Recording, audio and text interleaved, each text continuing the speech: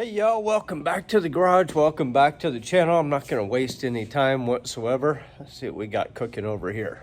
And what we got cooking over here is the door molding. So the customer and I discussed it. We're gonna get rid of that door molding. This thing cooking with the Infratech. And if you don't know what this is,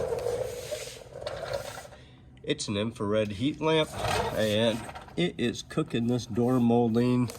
Yeah, I'm trying to get it somewhere about 150, 160 degrees, somewhere all evenly across there. And then what I'm gonna do, take this assortment of different prison shanks, and I'm gonna start jamming them down in there, and I'm gonna let its own leverage go ahead and pull this door molding off of there. Just make sure I got temperature up there pretty good. I think we need some more heat down here. I don't know, it's been cooking for a pretty good little while. I'm gonna go ahead and take a couple of these. Start with a really sharp one.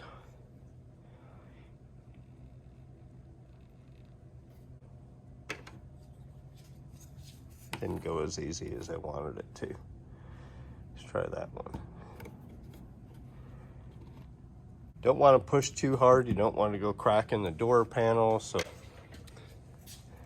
And these aren't going to get soft with the infrared heat lamp. There. Now, and I'll put links to all this stuff below. You guys know how I do. Gotta pay for this channel somehow. With that pride tool, just gonna help it a little bit. I really expected that to be crusty.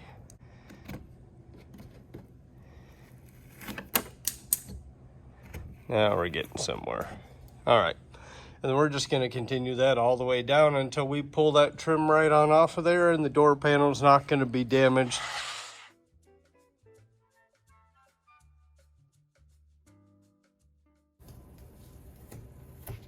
Got it. As if you don't have one of those, I will put a link in the description. I don't remember exactly how much they cost. I think somewhere like 200 bucks. They sure make life a lot easier. But if that's not in your budget, you can always go with the heat gun as well. That always works too, just takes a little bit longer. All right, so if you got the back bumper off, there's nothing really attaching it back here anymore because you've already reached in through the light hole and you've taken all those 10mm nuts off of there and the bracket and what have you, and you've pulled the rear bumper off. Then you got a bunch of those T10s. Not a bunch, there's only 3, but may as well be a bunch. Anyways, took those out, threw those in the bag. Come over here, you grab your 7mm, you zip out all of these bolts all the way around. I don't know why Chevrolet uses 7mm. Then, inside the door,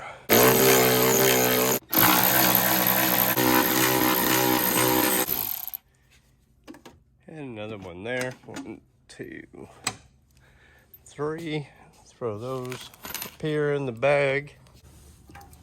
Your 194 bulb connector, you got to disconnect that from your side marker lamp. But once that's off of there, you're pretty much ready to take this fender on off. There's one thing I forgot to mention. All right, so besides taking those 3 T10s out of there, you can see down inside this little crease, and you got to use a tool kind of like that Matco Torx driver that I was using, and just loosen that one up. And then there is another one right there, and if you can loosen that one up, just a turn or 2 is all you need. Those are slotted and the fender slides onto them. Comes off a whole lot easier if you can take a turn or 2 out of them. So now let's try and take this fender off.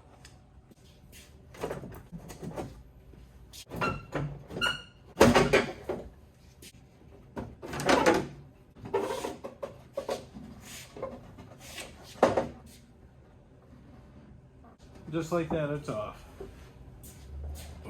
Ooh, that's dirty. There's just as much dirt in there as there was the HVAC ducts.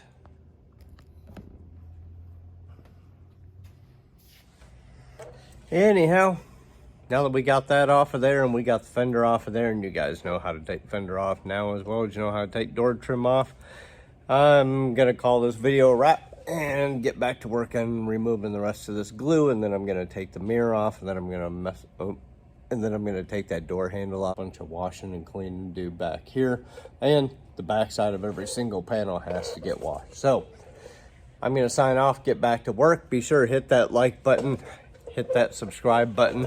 We'll catch you all later on this week. Peace.